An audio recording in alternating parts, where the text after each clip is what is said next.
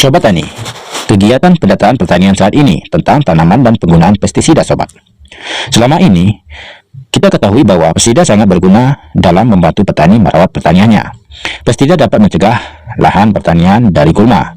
Hal ini berarti jika para petani menggunakan pestisida, hasil pertanian akan meningkat dan akan membuat hidup para petani menjadi semakin sejahtera. Sobat, pada umumnya, pestisida digunakan hampir setiap lahan pertanian sesuai konsep pengendalian hama terpadu (PHPT) atau PHT. Penggunaan pestisida ditujukan bukan untuk memberantas atau membunuh hama, namun lebih diberatkan untuk mengendalikan hama hingga berada di bawah batas ambang ekonomi atau ambang kendali. Namun penggunaan pestisida kimia juga para petani harus paham memberantas atau mencegah hama atau penyakit yang merusak tanaman. Bagian tanaman atau hasil pertanian memberantas gulma, mematikan daun, dan mencegah pertumbuhan tanaman yang tidak diinginkan sobat. Pada umumnya pestisida, terutama pestisida sintesis, adalah bioida yang tidak saja bersifat racun terhadap jasad pengganggu sasaran. Apabila penggunaan pestisida tanpa diimbangi dengan perlindungan dan perawatan kesehatan, orang yang sering berhubungan dengan pestisida secara lambat laun akan mempengaruhi kesehatannya. Pestisida meracuni manusia tidak hanya pada saat pestisida itu digunakan, tetapi juga saat persiapan atau sesudah melakukan penyemprotan sobat. Penggunaan pestisida yang berlebihan bukan berarti bagus buat pertanian. Justru malah sebaliknya. Berikut ini cuplikan kegiatan pendataan pertanian saat ini. Nah, ini sangat disayangkan sobat. Tanaman di hadapan kita ini sobat.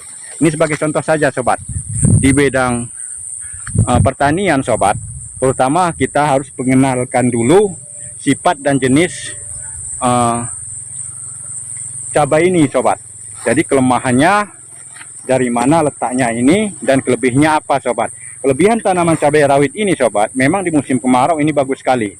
Tapi di musim kemarau juga dia ini rentan sekali terserang oleh penyakit, terutama penyakit pate dan jamur fusarium. Baiklah sobat dimanapun Anda berada, salam sejahtera buat kita semua. Kembali lagi di channel kita ini, yakni Info Pertanian Kita. Kali ini kita akan melakukan kegiatan pendataan di bidang pertanian saat ini sobat, atau sensus pertanian dan sensus pertanian 2023. Kali ini bekerjasama dengan ketahanan pangan, pemetaan sensus pertanian 2023 sobat. Kapan dilaksanakan sensus pertanian? Ya, ini saat ini sensus pertanian sedang dilakukan oleh sahabat kita di hadapan kita ini. Inilah petugas dari Badan Sensus Pertanian. Dia menguasai di bidangnya. Oke, simak untuk berikut ini sobat. Assalamualaikum. Khusus tani ya, laku tani ya. Mau tanya-tanya dulu bentar, Mbak.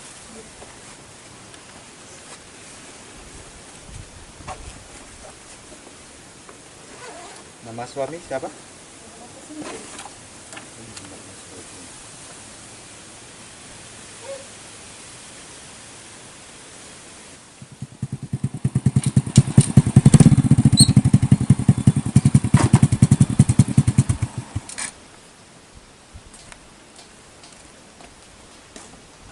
Assalamualaikum.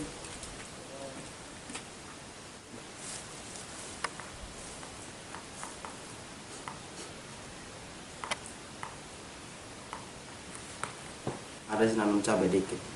Nggak ada, khusus tani. Iya, Sama ibu juga ya? iya sama ibu. Nah, tanangan di sini Gimana? Pak Prianto itu sama Bu sampai Sini ya. ya. Ini bagian ini. Ya sampean juga.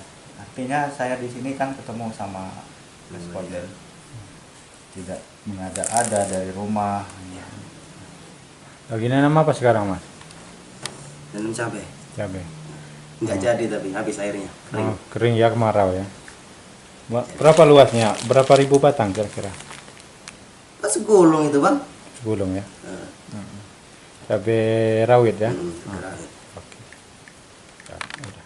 Izin aja Bang ya. Heeh. Ah, Iya. baiklah sobat tani dimanapun Anda berada, salam sejahtera bagi kita. Di hadapan kita ini sobat dia adalah petani yang menggeluti di bidang tanaman cabai rawit merah. Yang telah kita survei tadi sobat. Ini kita akan ditanya-tanya kepada sahabat kita ini sobat, bagaimana cara dia kok bisa selamat sobat dalam mengatasi budidaya tanaman cabai di musim kemarau ini. Padahal ini kita hitung sobat sudah 3 bulan ini. Ya Pak ya. Ada 3 bulan ya. Tapi saya yang salut Pak, tanaman itu saya rata-rata tadi ada sekitar 3 meter itu. Bagaimana itu solusinya Pak? Ya, sebenarnya mana ya? Itu cuma ngandelin apa? Perimbun ini nih, dulunya. Oh di tomat ya Pak ya. Iya. Betul. Jadi 21. Karena saya yang awal nanam nggak seperti itu. Oh. Sama ngurusnya kan? iya ya Ya, obat-obatannya ya sama. sama ya. Entah kebetulan karena lahan baru gimana ya. Cuma itulah apa namanya? Ngandelin ini nih apa? Bayangan, bayangannya iya. ya. Bayangan cabai ini. Pupuknya Ya. terus obat-obatannya ya sama Aja, umum aja ya. Umum aja.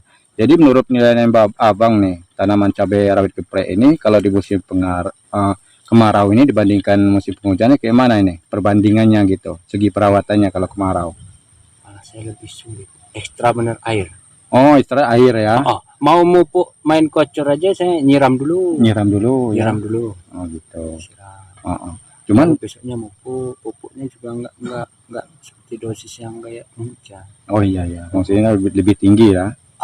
Kalau musim hujan ya. Ya, dosis pupuknya. Ini tanaman cabai ini kan cabai geprek ini Pak ya. Ya. Jadi ini putilnya petik merah Pak ya, cabai rawit merah.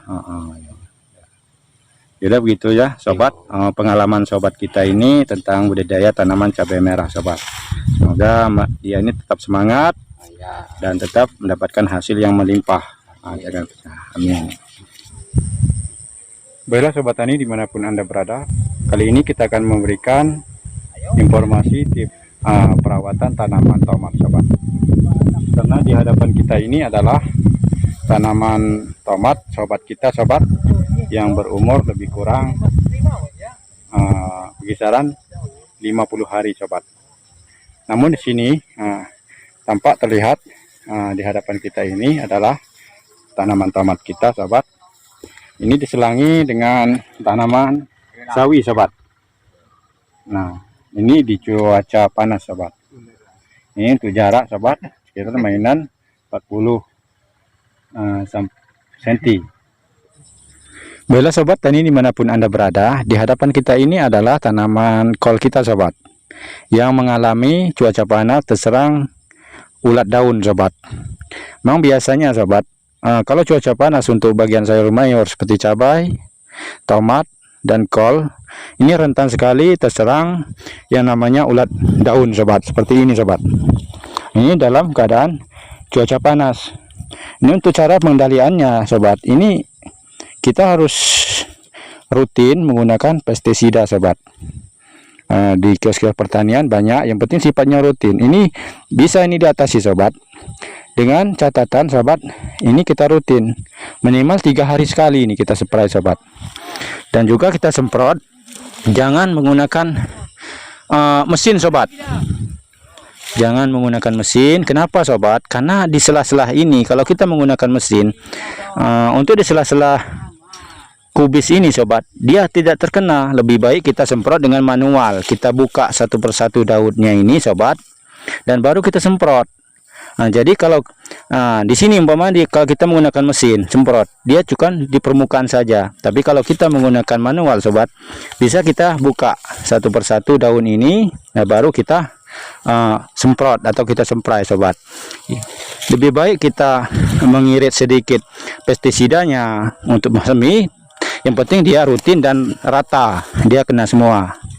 Ini bukannya tidak mampu obat-obat pertanian ini, tapi ini tidak kena semua sampai ke bawah daunnya sobat. Justru ulat ini sobat, dia nyumputnya di bawah tanaman kubis ini sobat.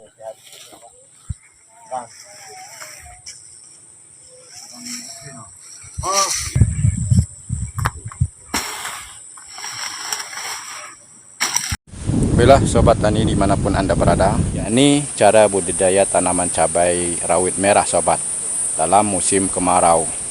Nah, ini di hadapan kita ini walaupun di musim kemarau kurang lebih berkisar 3 bulan berjalan sobat. Kita mendapatkan tanaman cabai rawit kita milik sahabat kita petani cabai juga. Ini tingkat kesuburnya memang luar biasa sobat. Tingkat kesuburnya luar biasa dan tingginya pun sobat. Ini setara bahkan melebihi tinggi saya. Sementara tinggi saya berkisaran antara 170-an sobat. Nah ini dia melebihan, berarti ketinggian cabai ini berkisar antara 2 meter lebih sobat. Namun buahnya di sini sobat, kita saksikan sendiri sobat, ya memang luar biasa. Nih sobat, kita lihatkan. Nih sobat, nih. Nah ini cabai ini namanya sobat, ini adalah cabai geprek sobat, cabai geprek betik merah sobat. Ini termasuk alhamdulillah sobat, tingkat kesuburannya untuk cabai ini sangat luar biasa. Amin. Bila sobat tani dimanapun Anda berada, itulah tadi tips tutorial tadi kita. Semoga informasi yang kami berikan ini bermanfaat bagi kita semua. Kita akhiri. Assalamualaikum warahmatullahi wabarakatuh.